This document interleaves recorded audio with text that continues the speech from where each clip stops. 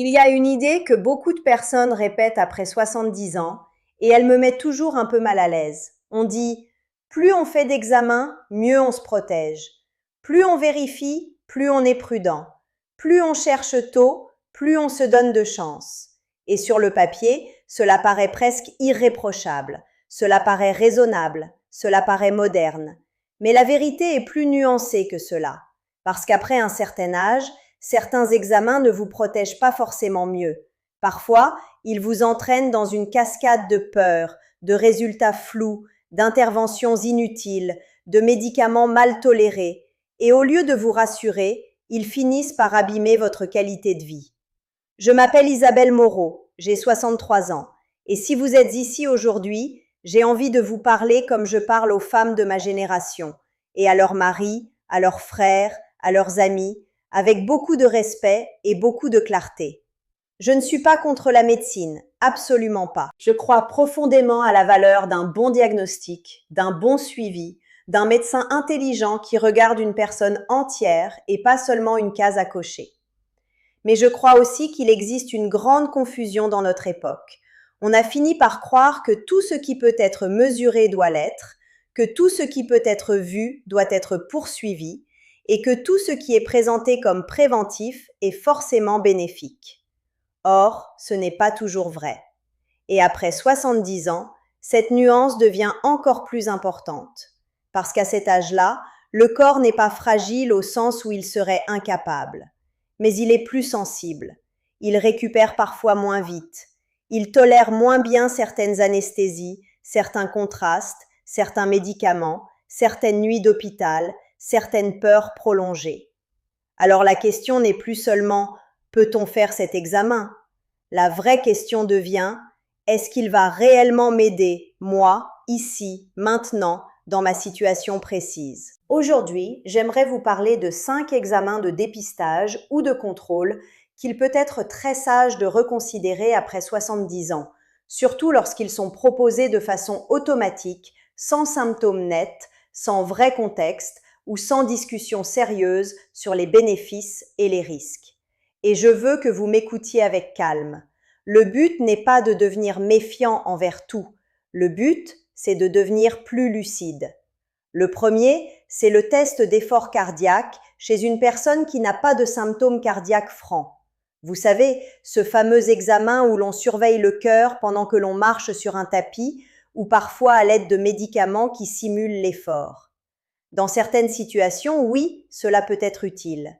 Mais chez une personne de plus de 70 ans qui dit simplement « je suis plus fatigué qu'avant » ou « je monte les côtes moins facilement » ou « je me sens un peu moins endurant », il faut être prudent. Parce que ce qui se passe souvent, c'est qu'un résultat revient ambigu. Pas franchement normal, pas franchement inquiétant, juste flou. Et à partir de là, on vous envoie vers d'autres examens. Puis parfois vers un cathétérisme, puis parfois vers un stent ou un geste plus invasif. Et au bout du chemin, on découvre que la fatigue ne venait pas du cœur du tout. Elle venait d'un manque de sommeil, d'une hydratation médiocre, d'une baisse de conditions physiques, d'une alimentation désorganisée ou tout simplement du fait que le corps vieillit et demande un autre rythme.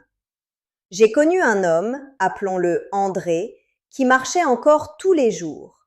Il n'avait pas de douleur thoracique typique, pas de vrai essoufflement alarmant. Il disait seulement qu'il se sentait un peu plus lourd dans les montées.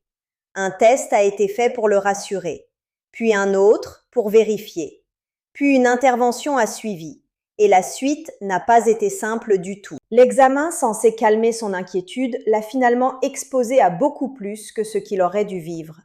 Alors non, je ne vous dis pas de refuser systématiquement. Je vous dis de poser de bonnes questions. Est-ce que j'ai de vrais symptômes cardiaques? Est-ce que ce test changera réellement ma prise en charge? Qu'est-ce qu'on fera si le résultat n'est pas clair?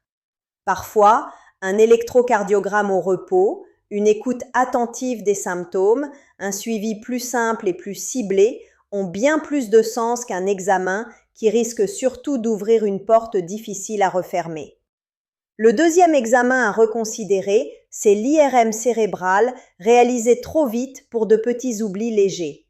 Cela, je le vois souvent et je comprends tellement la peur derrière. Après 70 ans, perdre un mot, chercher ses clés, oublier un prénom, cela peut immédiatement réveiller une angoisse immense.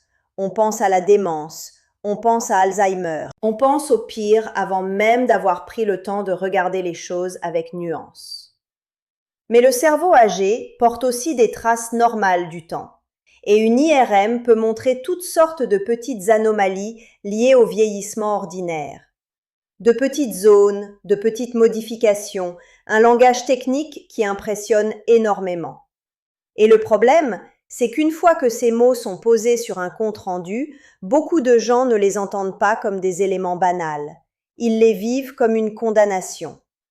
Je repense à une femme, Lucienne, qui s'est convaincue en quelques jours qu'elle était en train de basculer dans une maladie terrible, simplement parce qu'une image avait montré des modifications considérées ensuite comme compatibles avec son âge. Elle a commencé à douter d'elle-même, elle a réduit ses sorties, elle a cessé certaines habitudes, elle s'est mise à se surveiller à chaque phrase. Ce n'était plus son cerveau qui lui faisait du mal, c'était la peur.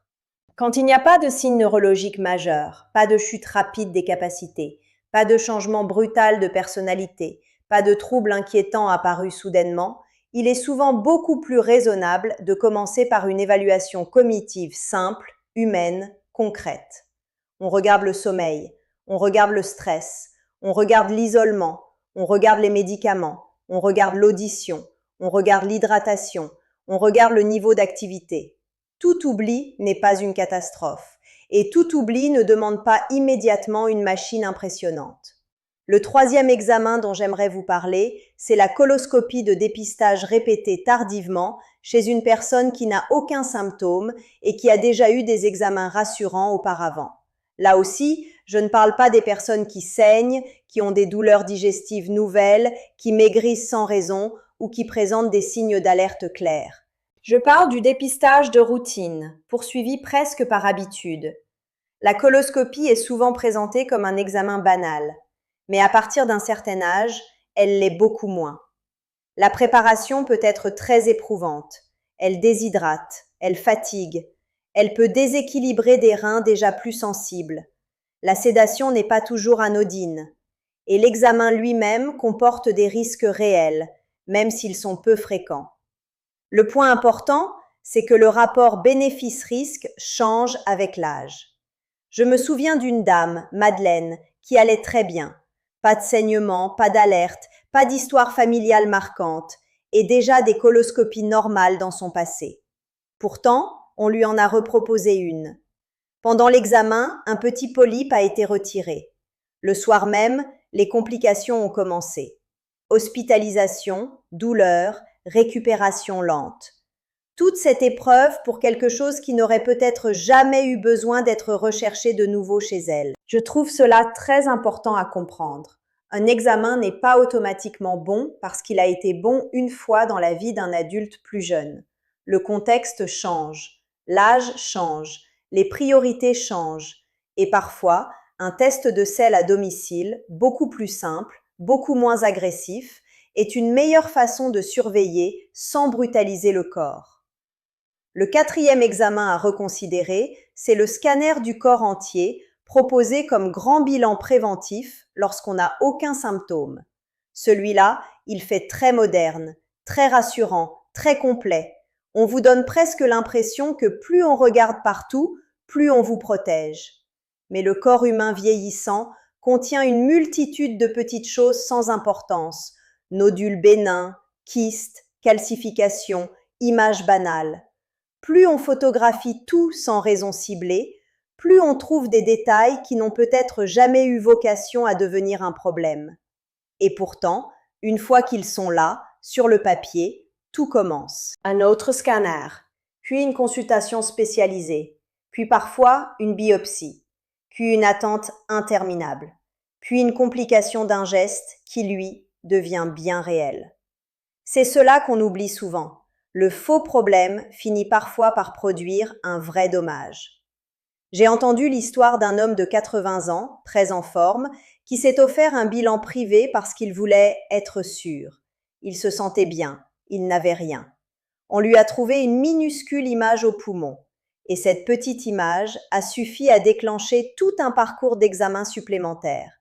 Au final, la lésion était bénigne. Mais le geste réalisé pour le vérifier lui a coûté une hospitalisation et plusieurs semaines de récupération. Voilà exactement le genre de spirale que j'aimerais vous éviter. Le corps entier n'a pas besoin d'être passé au crible chaque année en l'absence de symptômes. La vraie prévention n'est pas la traque obsessionnelle de tout ce qui pourrait exister un jour. La vraie prévention, c'est l'attention aux signes, au terrain, au sommeil, au poids qui change sans raison, à l'essoufflement nouveau, à un saignement, à une douleur persistante, à une perte d'appétit, à une fatigue inhabituelle. Quand il y a une raison, on explore. Quand il n'y en a pas, tout explorer n'est pas forcément une preuve de sagesse. Et enfin, le 5e examen que je veux aborder avec beaucoup de nuances, c'est l'ostéodensitométrie, utilisée mécaniquement, puis suivie d'un traitement automatique, simplement parce qu'un chiffre est sorti plus bas que souhaité. Je marche avec prudence ici, parce que la santé osseuse est importante, surtout chez les femmes. Mais il faut distinguer surveiller intelligemment et médicaliser excessivement. Avec l'âge, la densité osseuse baisse souvent un peu, c'est fréquent. Cela ne veut pas dire que votre squelette est condamné. Cela ne veut pas dire que vous allez vous casser au moindre mouvement. Cela ne veut pas dire qu'un médicament est immédiatement la meilleure réponse. Et pourtant, combien de femmes ressortent d'un examen paniquées par un terme comme ostéopénie, puis repartent avec un traitement lourd sans que l'on ait pris le temps de regarder le tableau d'ensemble? Est-ce qu'elle tombe souvent? Est-ce qu'elle a de la force dans les jambes? Est-ce qu'elle mange suffisamment de protéines? Est-ce qu'elle a un bon apport en vitamine D? Est-ce qu'elle fait un peu de renforcement musculaire? Est-ce qu'elle travaille son équilibre? Est-ce que son domicile est sécurisé? Parce que prévenir une fracture, ce n'est pas seulement agir sur un chiffre, c'est agir sur toute la réalité du corps. Je pense à Hélène, une femme très active pour son âge, qui marchait chaque jour, n'avait jamais eu de fracture et s'est pourtant retrouvée très angoissée après un examen montrant une baisse modérée de densité osseuse. Un traitement a été commencé presque immédiatement. En quelques semaines, elle souffrait davantage des effets secondaires du médicament que de ses os eux-mêmes. Ce qui l'a vraiment aidée ensuite, ce n'était pas la peur, c'était le travail de fond. Plus de protéines, de la vitamine D quand c'était nécessaire, des exercices avec bande de résistance, du travail d'équilibre, une marche régulière, une vie plus solide, littéralement. C'est cela, le cœur de ce que j'ai envie de vous transmettre aujourd'hui. Un chiffre n'est pas une destinée, une image n'est pas un verdict, et un examen n'est pas une obligation morale. Vous n'êtes pas un mauvais patient parce que vous posez des questions. Vous n'êtes pas difficile parce que vous demandez ce que ce test changera réellement pour vous. Vous n'êtes pas dans le déni parce que vous refusez de vous laisser entraîner dans une cascade sans comprendre où elle mène. Après 70 ans, la médecine la plus intelligente est souvent celle qui sait faire moins, mais mieux. Celle qui observe, qui cible, qui écoute, qui individualise. Celle qui ne transforme pas chaque signe du vieillissement normal en urgence à corriger. Celle qui protège la qualité de vie autant que les organes. Alors j'aimerais vous laisser avec quelques questions très simples à garder en tête chaque fois qu'on vous propose un examen. Pourquoi le fait-on? Qu'est-ce qu'on cherche exactement? Qu'est-ce qui se passera si le résultat est normal? Et s'il est ambigu? Est-ce que cela changera vraiment quelque chose à ma prise en charge? Existe-t-il une option plus simple, plus douce, plus adaptée à mon âge et à mon état général? Ces questions peuvent vous éviter beaucoup d'inquiétudes, beaucoup de gestes inutiles, beaucoup de nuits d'angoisse. Et surtout, elles vous ramènent à une vérité que j'aime profondément. La santé ne se résume pas à des machines. Elle se construit aussi dans les fondations. Le sommeil, le mouvement, la masse musculaire, l'équilibre, l'alimentation. Le lien social, la prévention des chutes, la lumière du jour, le calme du système nerveux. Tout cela compte énormément, parfois bien plus qu'un examen de plus. Je sais que beaucoup de personnes âgées ont appris à croire qu'il faut toujours dire oui au médecin, toujours suivre, toujours se taire, toujours obéir. Mais aujourd'hui, je vous invite à autre chose. Je vous invite à devenir un partenaire actif de votre santé, à rester ouvert, mais pas passif, à rester confiant, mais pas automatique, à rester respectueux, mais pas silencieux. Parce que vieillir avec sagesse, ce n'est pas tout accepter, c'est apprendre à choisir, c'est comprendre que plus n'est pas toujours mieux, c'est protéger son énergie, sa clarté, sa dignité, sa paix intérieure. Et c'est se souvenir, encore une fois, que l'âge n'est que le début.